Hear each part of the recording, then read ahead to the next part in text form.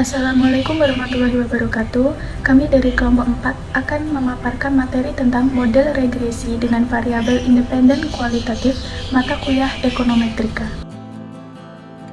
Untuk nama anggota kelompok, yang pertama ada Jepri Yayang Ari Anggara NIM 132, Febri Indra Kusuma NIM 133, Clarissa Risma Adila NIM 155, dan Imelda Agestianur Rahman NIM 170. Bab yang pertama ada karakteristik variabel kualitatif.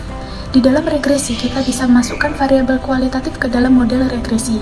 Contohnya, benarkah terjadi diskriminasi gender dalam pekerjaan sehingga terjadi adanya perbedaan gaji antara pekerja wanita dengan pekerja pria?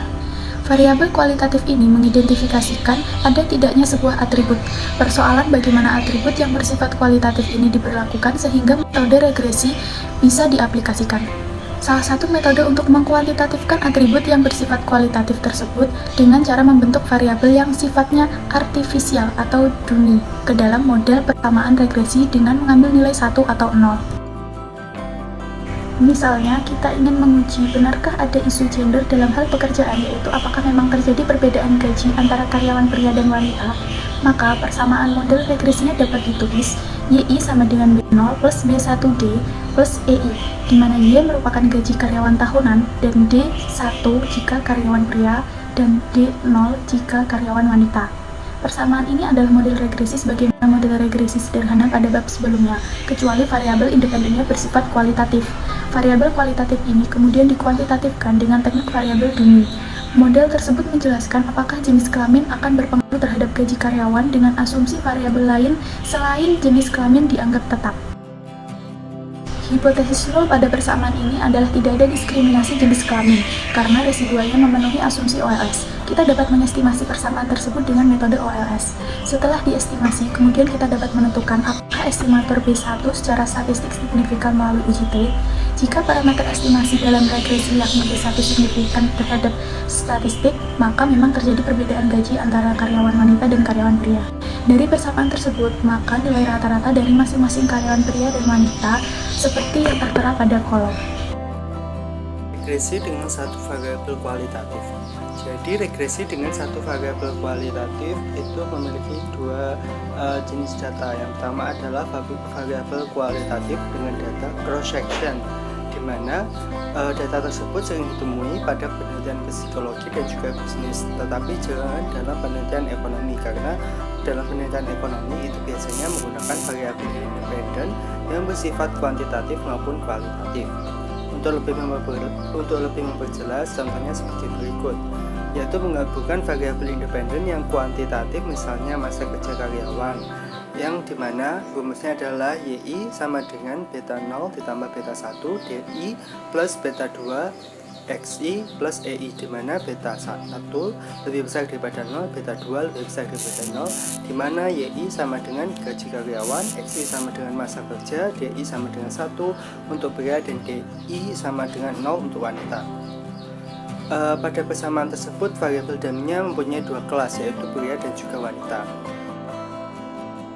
Yang selanjutnya adalah hipotesis 0, di mana pada sebelumnya kita mengetahui bahwa hipotesisnya 0 artinya tidak ada diskriminasi gender dalam soal gaji, atau HO.2 beta 1 sama dengan 0, atau dalam arti dalam persamaan pria buka kurung YI garis DI sama dengan 1 tutup kurung sama dengan buka kurung beta 0 plus beta 1 tutup kurung plus beta 2 XI.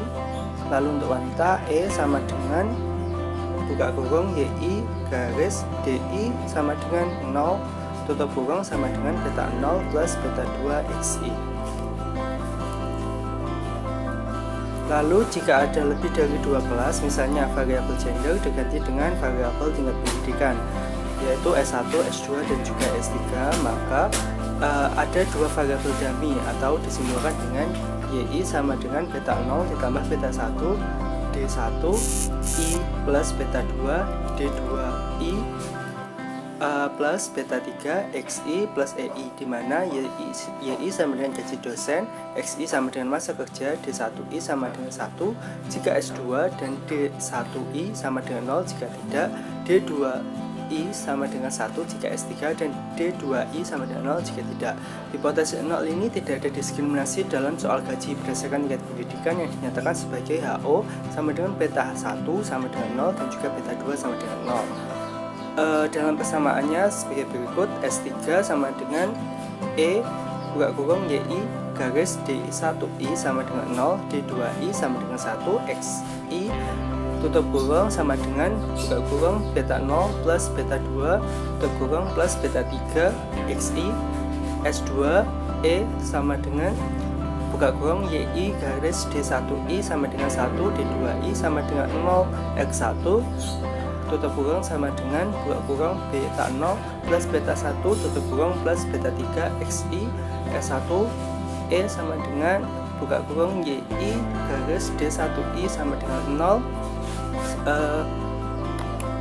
D2I sama dengan 0, XI tutup kurung sama dengan beta 0 plus beta 3 XI.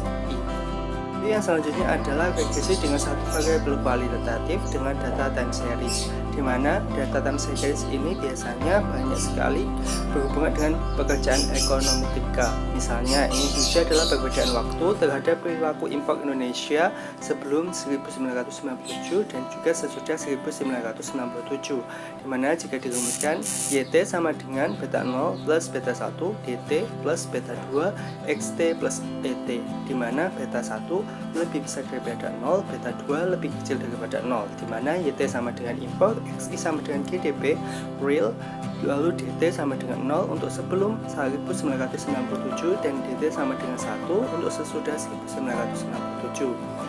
Dapat dirumuskan sebelum 1997 E buka kurung YT garis DT sama dengan 0 tutup kurung sama dengan beta 0 plus beta 2 XT sesudah 1997 E buka kurung YT garis DT sama dengan 1 tutup kurung sama dengan buka kurung beta 0 plus beta 1 tutup kurung plus beta 2 XT. Yang ketiga adalah regresi dengan lebih dari satu variabel kualitatif. Teknik variabel dummy dapat diperluas seandainya kita ingin memasukkan lebih dari satu variabel kualitatif dalam persamaan regresi. Misalnya, kembali soal besarnya gaji dosen antara pria dan wanita, namun sekarang variabel dummy-nya adalah jenis kelamin pria atau wanita dan juga jabatan akademiknya apakah sudah profesor atau belum. Model persamaan regresinya adalah sebagai berikut. Y1 sama dengan beta 0 ditambah beta 1 D1I ditambah beta 2 D2I ditambah beta 3 XI ditambah EI, di mana YI adalah gaji dosen tahunan, XI sama dengan masa kerja dosen per tahun, D1I sama dengan 1 jika pria dan 0 jika wanita, D2I sama dengan 1 jika profesor dan 0 jika tidak. Tidak adanya diskriminasi dalam soal gaji baik berdasarkan jenis kelamin maupun jabatan akademiknya dapat dinyatakan H0 dibagi beta 1 sama dengan 0 dan H0 dibagi beta 2 sama dengan 0. Jika parameter estimasi beta 1 dan beta 2 signifikan melalui uji T, maka jika akan menolak hipotesis tidak adanya perbedaan diskriminasi gaji karena jenis kelamin maupun jabatan akademiknya. Dengan demikian, arti dari persamaan tersebut dapat diinterpretasikan menjadi 4 kemungkinan sebagai berikut. 1. Dosen pria dan profesor. E buka kurung YI D1I sama dengan 1, D2I sama dengan 1 tutup kurung sama dengan buka kurung beta 0 ditambah beta 1 ditambah beta 2 tutup kurung ditambah beta 3 XI. 2. Dosen pria dan bukan profesor. E buka kurung YI D1I sama dengan 1, D2I sama dengan 0 tutup kurung sama dengan buka kurung beta 0 ditambah beta 1 tutup kurung ditambah beta 3. Dosen wanita dan profesor.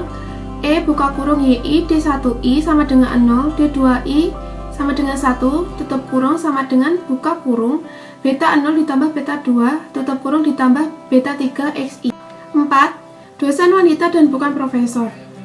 E buka kurung YI D1I sama dengan 0, D2I sama dengan 0 tutup kurung sama dengan beta 0 ditambah beta 3 XI.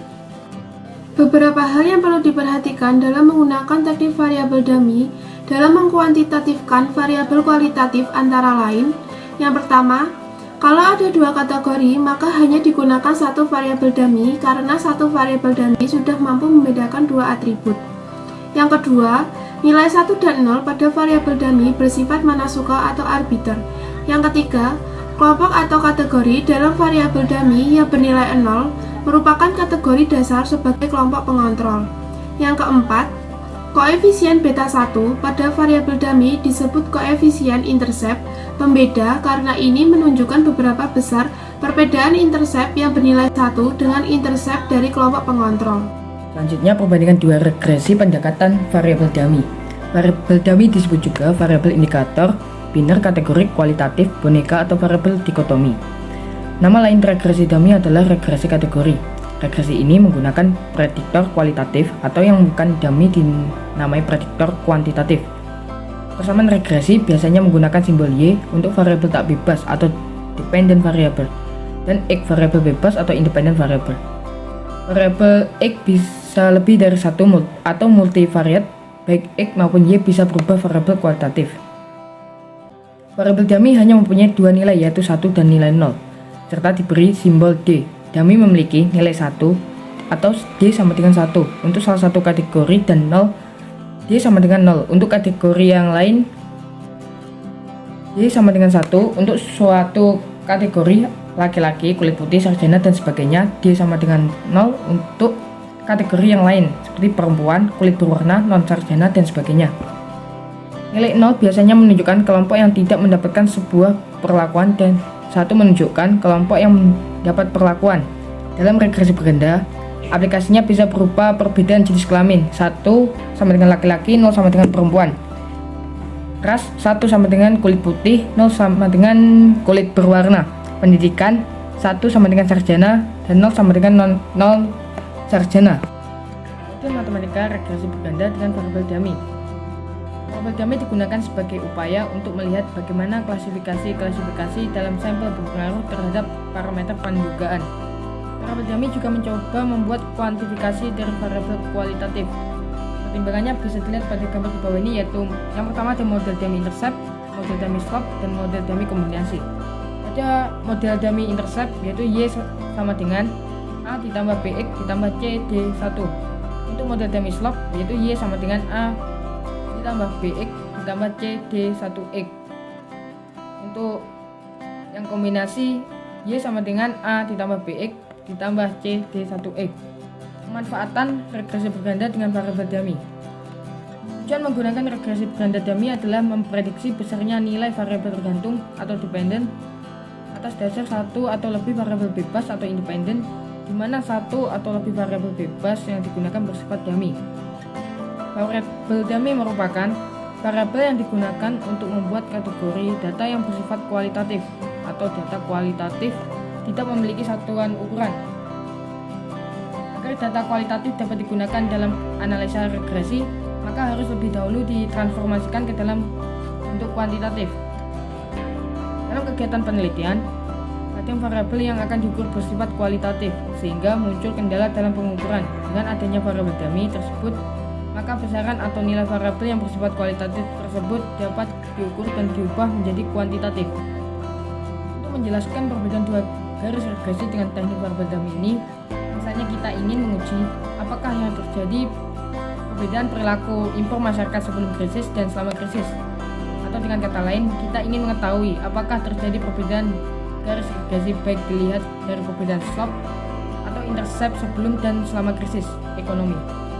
Model regresinya bisa dilihat pada PPT, pada kolom regresi periode sebelum krisis dan regresi selama periode krisis.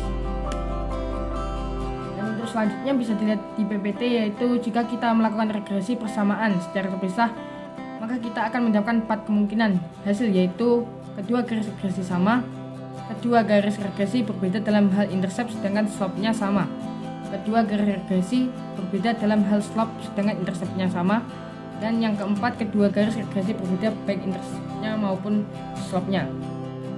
Sekian pembahasan dari kelompok kami, yaitu kelompok 4, tentang model regresi dengan variabel independen kualitatif. Bila ada kurang lebihnya kami mohon maaf. Wassalamualaikum warahmatullahi wabarakatuh.